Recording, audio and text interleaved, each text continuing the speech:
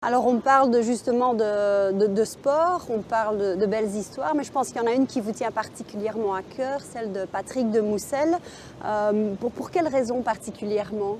Alors je ne sais pas qui soutient qui quand on parle de Patrick de Moussel, parce que Patrick et Anne-Marie sont des personnes vraiment extraordinaires qui ont apporté énormément à notre entreprise et je pense à chacun d'entre nous en particulier. Vous le savez bien, a écrit un livre positif qui se base sur l'objectivité, l'ouverture d'esprit, l'optimisme. Et je pense que Patrick, qui a eu cette maladie, qui aujourd'hui incarne cette objectivité, cette ouverture d'esprit, cet optimisme, nous aide à mettre cet esprit positif en œuvre chez EDF Luminus pour essayer d'avoir une culture d'entreprise positive et dans laquelle chacun peut déployer son plein potentiel.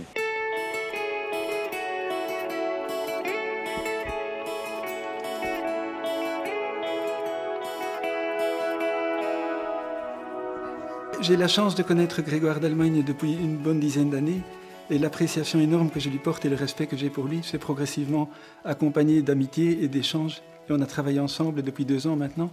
Et Anne-Marie, mon épouse et moi, nous travaillons pour EDF Luminus. Et je dis toujours, c'est une entreprise qui a plein d'énergie, plein de motivation, plein de positivisme. C'est comme un coureur qui court le 100 mètres en 10 secondes. Nous, on essaie de les amener en 9 secondes 9.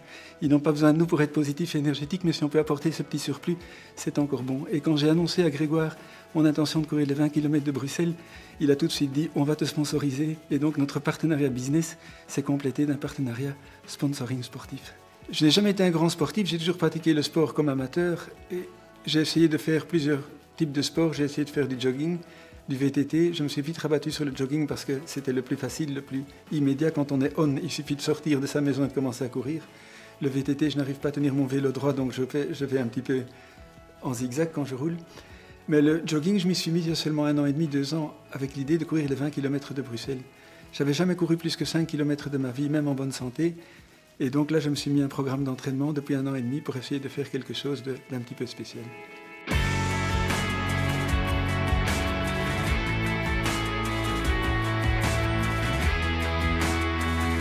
En fait, il y a une phrase que j'adore. C'est « Il n'y a rien de plus gratifiant que d'entendre quelqu'un dire « c'est impossible », se faire interrompre par quelqu'un d'autre qui dit « moi je l'ai fait ». J'avais envie d'être ce quelqu'un d'autre. Tout le monde disait « c'est impossible quand on est paralysé, quand on tremble, de courir les 20 km ». Et à ma connaissance, personne avec Parkinson depuis 10 ans ne l'a jamais fait. J'avais envie de le faire. J'avais envie de montrer que quand c'est impossible, il y a moyen de le faire. On a eu une magnifique couverture médiatique. On a fait les journaux TV, tant côté néerlandophone que côté francophone. On a récolté 120 000 € de fonds, donc c'est une réussite sur toute la ligne. On a eu des sponsors, dont EDF Luminus qui nous a sponsorisés. On avait 9 corporate sponsors, 240 coureurs, et on a levé 120 000 € sur un événement. Donc c'est une grande réussite, outre le fait que j'ai réussi à terminer les 20 km. C'est un tour de force, mais en même temps c'est normal. J'essaye de vivre une vie normale, j'essaye que malgré la maladie de Parkinson, je vis une vie normale et j'essaye d'être quelqu'un de normal. Il y a 40 000 personnes qui l'ont couru ce jour-là. Donc j'étais une personne parmi 40 000 qui ont couru les 20 km. It's not a big deal. Je n'ai pas de leçons à donner aux entreprises, mais si j'ai des conseils à donner, c'est jamais abandonner. Ne jamais croire que les choses sont impossibles. Il y a toujours moyen de faire quelque chose quand on croit que c'est impossible. Courir 20 km quand on est paralysé et quand on tremble, c'est théoriquement impossible. Je l'ai fait. Il n'y a pas de leçon à donner, mais il y a peut-être un exemple à montrer en disant « si vous croyez que c'est difficile, essayez quand même, n'abandonnez jamais ».